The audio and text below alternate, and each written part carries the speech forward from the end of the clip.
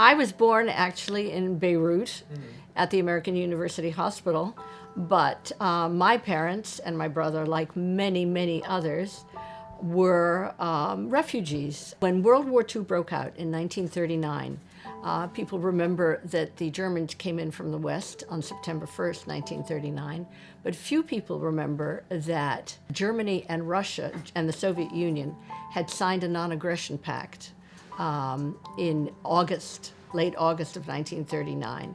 And so when the Germans came in from the West, the Soviets came in from the East. They came in typically midnight, 2 in the morning. They bang on the door.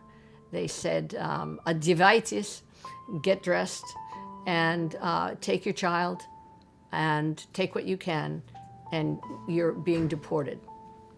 And this happened to hundreds of thousands of Polish civilians. They were deported to places in Siberia, in Kazakhstan, all throughout Asian Russia, in effect. Hitler attacks Russia, Operation Barbarossa, right? And he and Stalin, who has at this point wiped out the cream of Soviet generals, I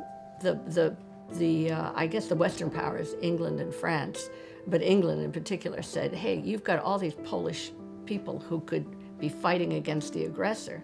So so they gave them amnesty. Amnesty against what? Against being Polish, I guess. I don't know. And anyway, they were let out of prisons, and they were mobilized by the British. That's how we ended up in England. But we lived in, they lived, I wasn't born until after the war, but they lived in Tehran, they lived in Baghdad.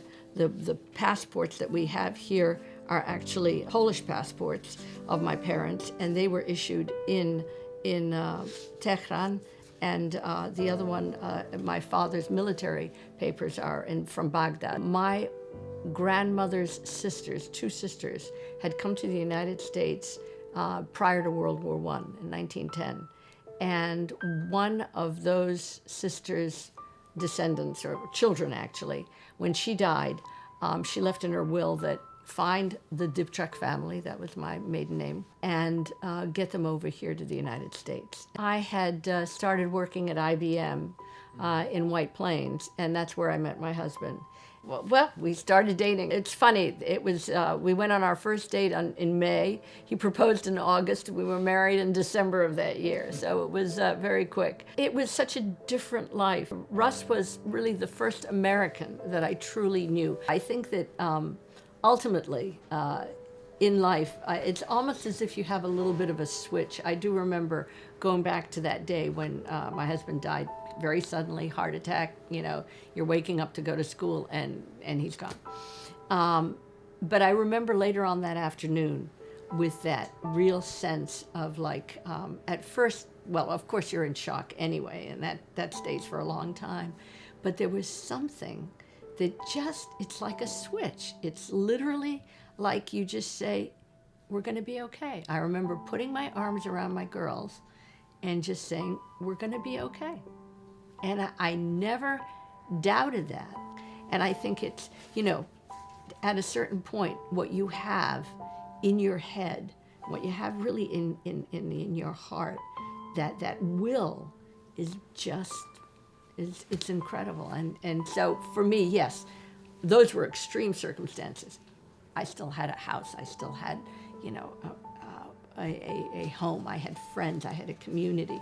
Church community, Our Lady of Sorrows, was just phenomenal. But there is that part of you, and you read about it all the time, where people just succumb to their own grief. So I went back to work. A job in computing services opened up at Seton Hall as a secretary.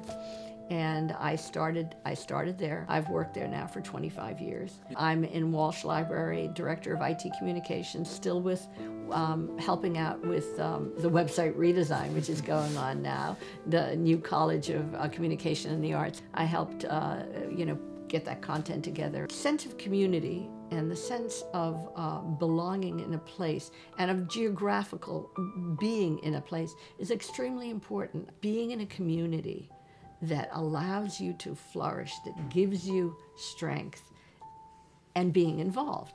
Clearly, it's a two-way street is an extremely important part.